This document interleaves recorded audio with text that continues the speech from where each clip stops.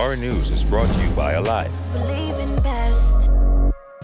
Good evening, Bahamas. Coming up tonight, the State of the Public Service addressed by the minister in charge. The Minister of Education tours schools in Grand Bahama. PAHO officials concerned about rise in COVID deaths. And a local fashion designer heads to New York for Fashion Week.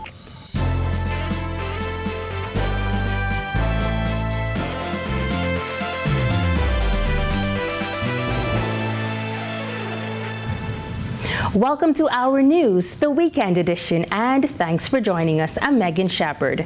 Topping the news tonight, 47% of Bahamians are living below the poverty line, according to Minister for the Public Service and Foreign Affairs, Fred Mitchell. Much of the work between the two states is really on a technical level. The security cooperation, the pre-clearance facility, the anti-drug efforts, and the support for Social Security, those kinds of things, and in some sense also education, visas. So those are all technical things. The Minister for the Public Service and Foreign Affairs, Fred Mitchell, appeared on the Hour TV show On the Record this week, addressing the vacant post of American Ambassador to the Bahamas. Mitchell says overall, it does not affect international relations. However, he says he has expressed one irritant. The irritant in the relationship is the way visas are handled by the embassy in the country. There are still, in my view, too many complaints from Bahamians who feel that the decisions are arbitrary and prejudicial about the granting or otherwise of visas to travel to the United States. I've said to U.S. officials that if the 400,000 of us in the Bahamas chose to move to the United States next week, it wouldn't make a difference to the population of the United States. So this jumping through hoops to get a visa to go to the U.S.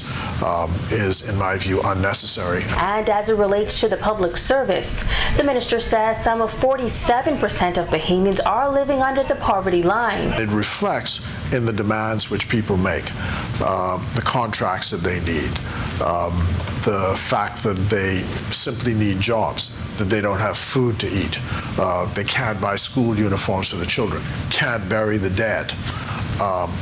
It is simply overwhelming. And during the pandemic, the way the government dealt with it was transfer payments, which you had to do because, of course, the economy was shut down. And that's one of the reasons why we said, look, you've got to open up this economy. He says without revenue, the country cannot go forward. But he says one way to address this issue is to ensure that the wealthy pay their fair share of taxes. One of the new measures that has already taken place is the value of land. You have people who are fabulously wealthy in this country who are getting clean away with paying no taxes to the country or too little of their of taxes to this country, and the country is starving because the tax base keeps shrinking. And we have to have a national conversation about this, because without revenue you can't go forward. As Free National Movement members seek support ahead of the party's convention set for this month, F&M leader Michael Pintard isn't saying which candidates he is backing for key positions, including deputy leader and chairman. We have a deep bench, and I'm supporting all my colleagues, giving them advice to make sure that the kind of campaign they run is one that unifies us as opposed to divide us, and that they keep front and center that our primary mission is to hold the government accountable and to share our vision for what the Bahamas would look like under an F&M administration. I think all of them are suitably qualified to do that. The party will hold a 3-day convention beginning February 23rd. Former Health Minister Dr. Dwayne Sands, former Immigration Minister Ellsworth Johnson, and former parliamentarian Michael Folks are running for the party chairman. St. Barnabas MP Shannon Dawn Cartwright and St. Anne's MP Adrian White have offered themselves for the deputy leader position. Pintard says the plan is to hold a hybrid convention. It's going to be a hybrid where on the different islands persons will in fact gather together. And of course the delegates in New Providence, there will be some from the southernmost Bahamas who are likely to join them, that they will in fact beam the messages out virtually. Now, again, we are looking at the COVID numbers, and there are still some discussions and hopefulness among delegates that the numbers would trend in a direction that would allow us to look at a full in-person convention. Meantime, Education Minister Glenys Hannah Martin visiting Grand Bahama, where she toured several schools across the island. Hannah Martin says she was impressed by what she saw, but also admitted that, like New Providence, students on Grand Bahama have a lot of catching up to do following challenges encountered during the pandemic. This is going to take a lot of legwork to catch up for the loss that has occurred during this pandemic, and there has been loss. But I think that what I see in Grand Bahama, that this shining optimism, I think it bodes very well for the recovery for Grand Bahama, and we hope across the board in this country. Hannah Martin toured more than half a dozen schools on that island, including St. George's Senior High, Hugh Campbell, Walter Parker, Maurice Moore, and Freeport Primary School. She was also asked for an update on the completion of the Holmes Rock Junior High School. They're saying we're looking for it, hopefully, to be open by the next school year. There seems to be progress, so I'm going with the progress, and I'm looking forward to its completion because it's very needed in the community. With just over a dozen COVID-19 deaths recorded in the Bahamas in over a week, the Pan American Health Organization revealing that deaths in the region have increased by nearly 33% over the previous week. This as PAHO continues to encourage people to get vaccinated. Here's Christina Dragovich. In the Caribbean, deaths have more than doubled in Cuba, the Bahamas, and Antigua and Barbuda. PAHO Director Dr. Carissa Etienne says deaths in the region have increased for the fourth consecutive week. Meanwhile, the number of fully vaccinated Bahamians and residents stands at 159,229.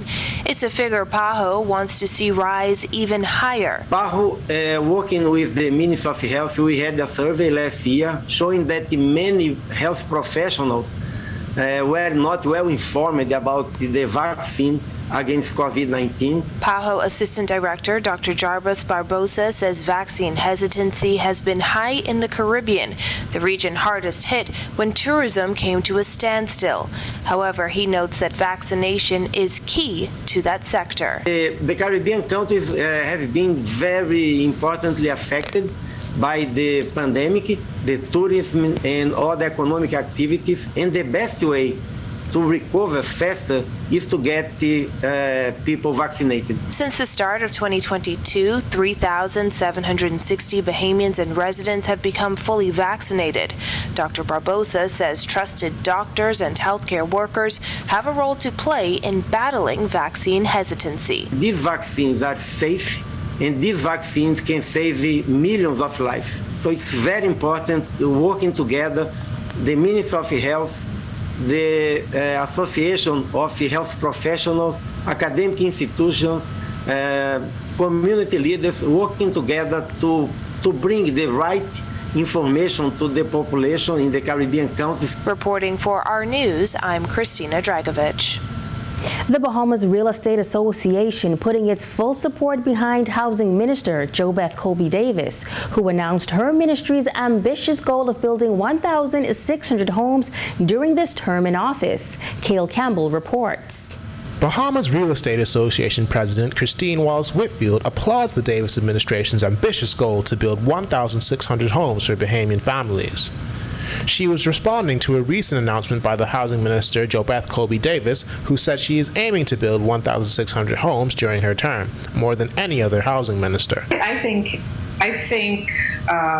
any government wanting to improve the living for our Bahamians, I think it could only be a positive, and it's a plus for our community. I commend the government for wanting to continue a project of this magnitude, and I wish them every success in this. Work is underway for a 43-home development in South Beach.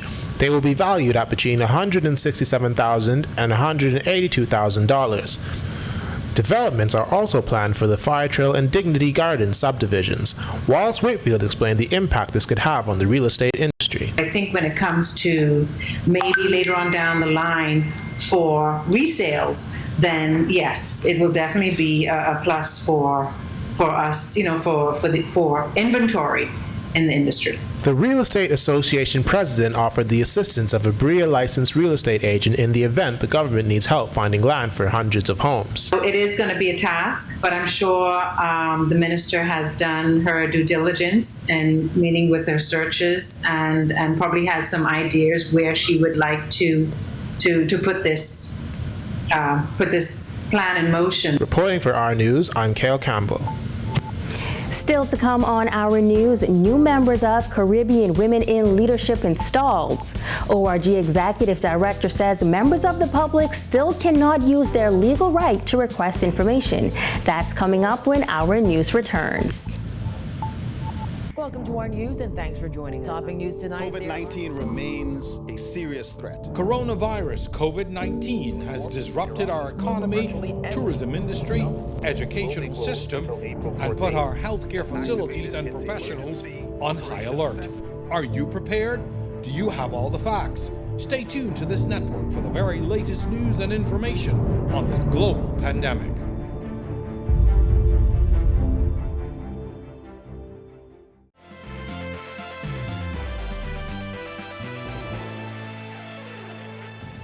You're watching Our News. Welcome back.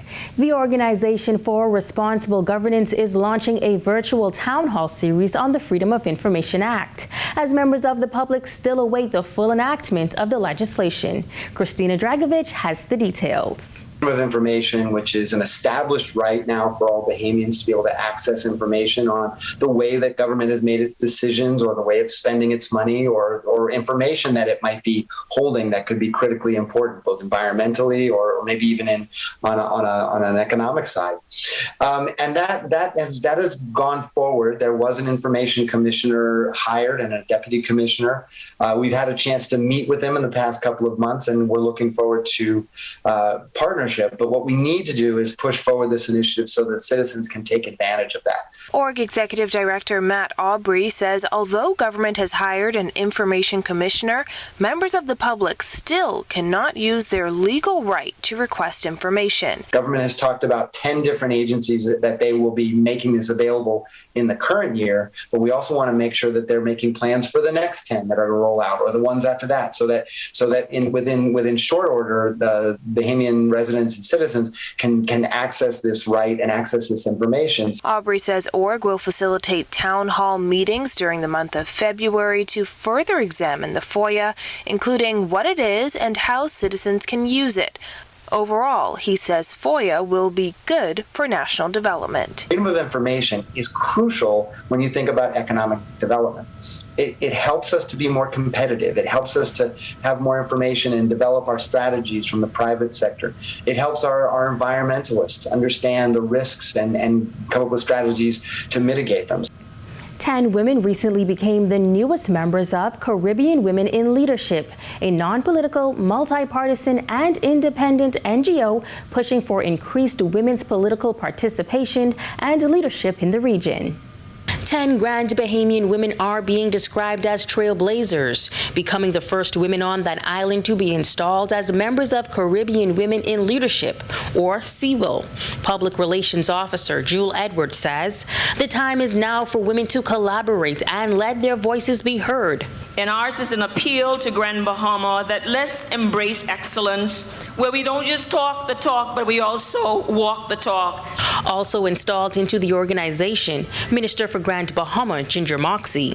Moxie calling it an inspiring moment, adding that more women must be willing to work together for the greater good of the nation. It is my personal desire to see more women actively involved in politics and occupying positions of leadership in the Bahamas.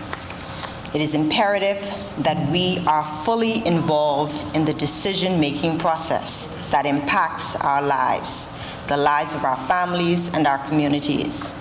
Keynote speaker, attorney Constance McDonald, charging the women to stand up and accept the role of leadership.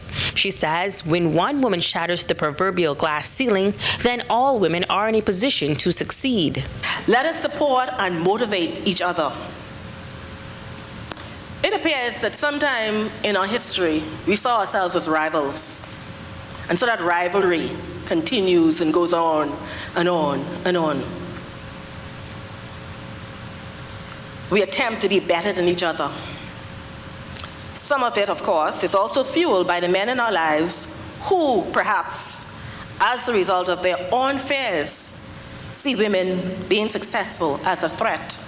The 10 newly installed members will join women in 6 chapters across the region as they seek to increase women's political participation and leadership through networking, research, and capacity building initiatives. Reporting for Our News, I'm Megan Shepard.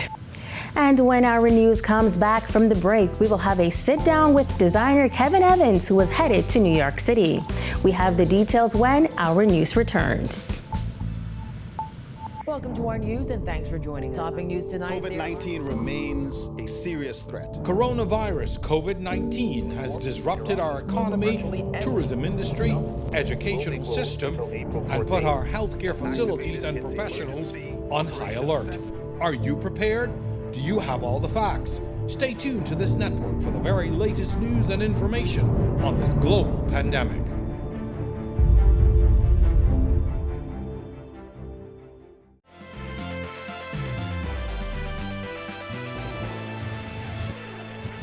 This is Our News. Welcome back. A local fashion designer is taking his talents to the Big Apple. But how did he get started in the fashion industry? Well, I sat down with Kevin Evans, who shares how he turned his dreams into a reality. What I did is I just started sketching, and I actually went into BTVI, signed up for the tailoring and fashion design course, which I got into. And then I started, creating pieces that I actually sketched and put together. It all started with a hit movie, The Matrix, 17 years ago. After finding inspiration in the full-length coats of the characters, designer Kevin Evans says he immediately bought a sketch pad and the rest was history. Evans says it was during a photo shoot years ago where he discovered and unveiled his signature style. My slogan is "Attitude is everything." So I try to bring that attitude portion of my clothing, the way my designs are cut, the color that I used to use back then, I used to use a lot of pastel colors and stuff like that, and the way everything was cut, it was always cut a certain way. It's always different. You can always tell my clothing by the way it's cut. For instance, you have a regular jacket, a traditional jacket that would be buttoned down straight, but then I may do a jacket that has a slight twist, maybe button from the side, or like most of my shirts nowadays don't use button. I use zippers. So they actually zip up and just give it just a different look altogether. The 41-year-old says while he is inspired by some of the big names in the industry, he finds his biggest inspirations in nature. I go out in the open, look at different plants, different trees, the way that they were put together. You may see a green leaf, but then it has a touch of brown on the end of it. And so I try to take a lot of those colors that I see in nature, and I try to blend them together because I know they naturally complement each other. Evans has been a part of the islands of the World Fashion Week and Miami Fashion Week, where he placed in the top 3. He also made his mark at Los Angeles Fashion Week. He says he was also afforded the opportunity to design pieces for boxers, a part of the Floyd Money Mayweather team. However, he says his dream job is to design for Tyler Perry. I really want to do style movie production. So like a Tyler Perry flick, just to come on set, style all of the males for the set, make sure they're on point, their suits are on point, they're on detail, but that's like the peak of my career, is trying to style a movie, movie production. So what's next? I'm going into New York Fashion Week, which I leave on Monday, which is the 7th, and I'm going to be over there for a week. My show is on the 14th. Actually, sorry, on the 13th. My bad. The show's on the 13th. And once I get over there as well, it's going to be really exciting. Just going to be a blown away experience. And then I'm going to do Los Angeles Fashion Week, which will be on the 25th of March. Once I get over to Los Angeles, I'm going to be featured in Anastasia magazine, and also I'm going to be featured on the billboard in Times Square. And to upcoming designers, Evan says, expect challenges, but the key is to keep pushing toward your goals. So you're going to have a lot of people that don't believe inside of you.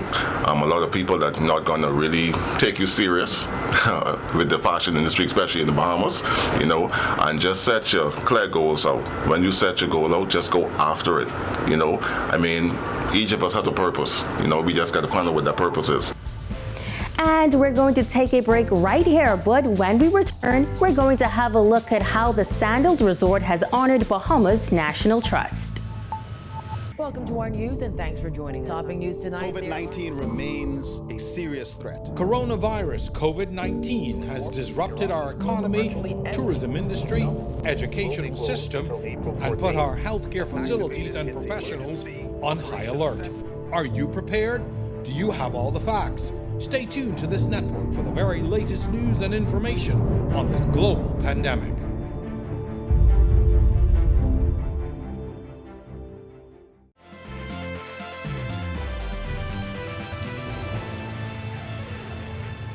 Sandals Foundation recognizing the Bahamas National Trust for its stellar work in the community. Executive Director Heidi Clark says the BNT was honored for over 60 years of work with the Stewart Family Philanthropic Award. And this award really came about in 2019 as a way of the Stewart family expressing how committed they are and how proud they are of organizations and individuals on the ground that are making a positive impact across the Caribbean. So Bahamas National Trust, as we know, for the last 63 years has been dedicated to the conservation of the Bahamas. Actually, the Bahamas leads the way in so many ways from the islands that we work with in conservation efforts. So it's always great because we can share best practices from island to island. But they have just been a very holistic way of looking at the environment, everything from the research and data to the management of parks. BNT Executive Director Eric Carey says the environmental organization is honored to have its work recognized by a corporate partner. The honor represents that a family that has an incredible tourism product understands the value of protecting the product throughout the Caribbean where Sandals is based. So first, we are deeply appreciative that Sandals Resorts as a corporate and through their philanthropy as the foundation, you know, have thought it fit to give the Bahamas National Trust the Stewart Family Philanthropy Award. We are tickled pink. We are deeply honored, and it's always good to be appreciated. And just before we go, Prime Minister Philip Brave Davis is in Grand Bahama this evening, presenting the St. George's Jaguars basketball team with the 2019 championship rings. We will have more on that in our newscast tomorrow. And thank you for joining us for our news tonight. On behalf of the entire team, I'm Megan Shepard. Have a wonderful evening, Bahamas.